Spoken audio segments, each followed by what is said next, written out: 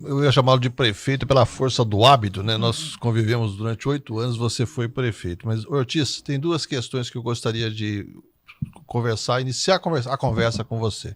Segundo, tem a questão das suas contas, que a Câmara insiste em aquela questão da rejeição das contas, e apesar do Tribunal de Contas ter dado um parecer favorável para você. Primeira coisa, paira alguma nuvem sobre a sua candidatura nesse momento? Não, nenhuma nuvem. Já não pairava antes porque a legislação foi alterada, né? A legislação eleitoral brasileira é um pouco esquizofrênica, né? A cada 2 anos ela muda. Você imagina que a legislação eleitoral americana ela existe estável desde o final do século XVIII. A nossa legislação a cada 2 anos muda. Então, dessa vez mudou positivamente, porque o entendimento da Corte Eleitoral do país é de que se o tribunal, que é o órgão técnico, recomenda a aprovação de contas, mesmo que a Câmara reprove, prevalece a decisão do Tribunal de Contas. Essa é a última alteração que foi feita. Mas eu entendo que essa decisão política é uma decisão que é frágil, né? Não é possível que você tenha, dos seus 8 anos de mandato, 7 contas aprovadas, por decisão unânime do tribunal, os 3 conselheiros aprovaram, e os vereadores, os mesmos que votaram pela aprovação das contas de 17, são os mesmos que votaram pela reprovação das contas de 18, pela reprovação das contas de 19, com os mesmos conselheiros aprovando.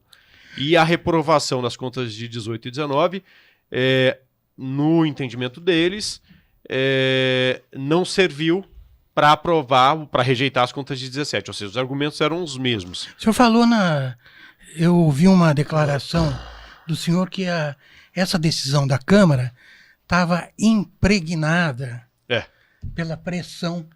Mas claro, né? Mas não tem dúvida. Mas você tem dúvidas, Não há nenhuma dúvida disso, quero ouvir a sua né? opinião. Claro que estava, né? A Câmara tinha lá naquele momento 2 ou 3 candidatos a deputado estadual, tem, né? 2 ou 3 candidatos a deputado estadual. O governo tem candidatos a deputado estadual. E todo mundo sabe que eu sou uma voz de oposição hoje ao governo que faz uma série de bobagens com dinheiro público. Oposição cerrada, hein? Em alguns momentos sim, depende do tamanho da bobagem, né? Depende do tamanho da bobagem, é o tamanho da voz de oposição, né? Eu torço para que o governo dê certo, torço para que o governo salde melhor e torço para que a cidade avance, mesmo porque é a cidade onde eu moro, onde minhas filhas moram, os meus pais, meus irmãos, enfim, os meus amigos, a cidade, tem a população, a gente não merece o retrocesso.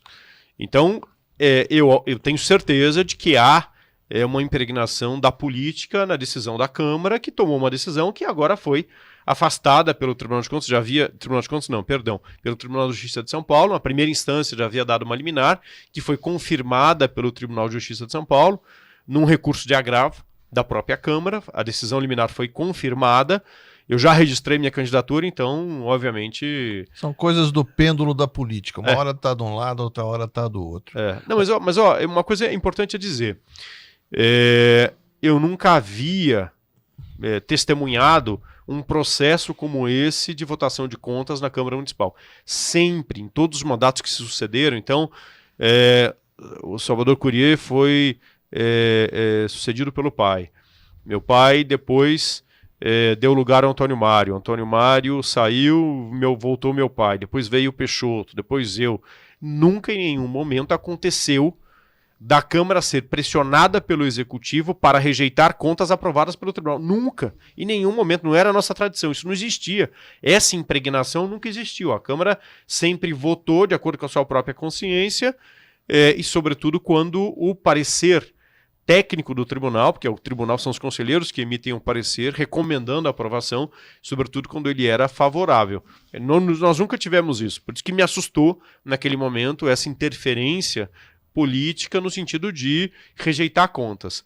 E o tribunal obviamente reconheceu que houve um desvio de finalidade da Câmara, atropelou todo o processo no afã, no desespero de rejeitar as contas. Prevalece a decisão do tribunal nesse momento, que aprovaram as contas.